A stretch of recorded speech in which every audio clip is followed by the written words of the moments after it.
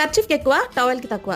ఇలాంటి సామెతలు అసలు ఎందుకు పుడతాయో తెలుసుకోవాలనుకుంటే ఒక్కసారి టీనేజ్ కి ఎంటర్ అవబోతున్న పిల్లలతో షాపింగ్ కి వెళ్ళండి, మీకే క్లియర్ గా అర్థమైపోతుంది. మా చైత్ర బర్త్డే కోసం అని చెప్పి చాలా ఎక్సైటెడ్ గా షాపింగ్ అయితే వచ్చేసాము. రకరకాల డ్రెస్సెస్ అయితే చూస్తున్నాము. ఇప్పుడు వాళ్ళ పరిస్థితి ఎలా ఉంటది, కిడ్స్ వేర్ లో చూస్తే వాళ్ళ హైట్ కి సెట్ కాదు, లేడీస్ వేర్ లో చూస్తే వాళ్ళ వెయిట్ కి ఫిట్ అవ్వు. అందులోనూ మా చైత్ర ఇంకాస్త సన్నగా ఉంటుంది కాబట్టి అసలు ఏవి సెట్ అవ్వట్లేదు. ఈ డ్రెస్ అయితే నాకు చూడడానికి భలే నచ్చింది. అనారస్ ప్లాజో సెట్ అన్నమాట.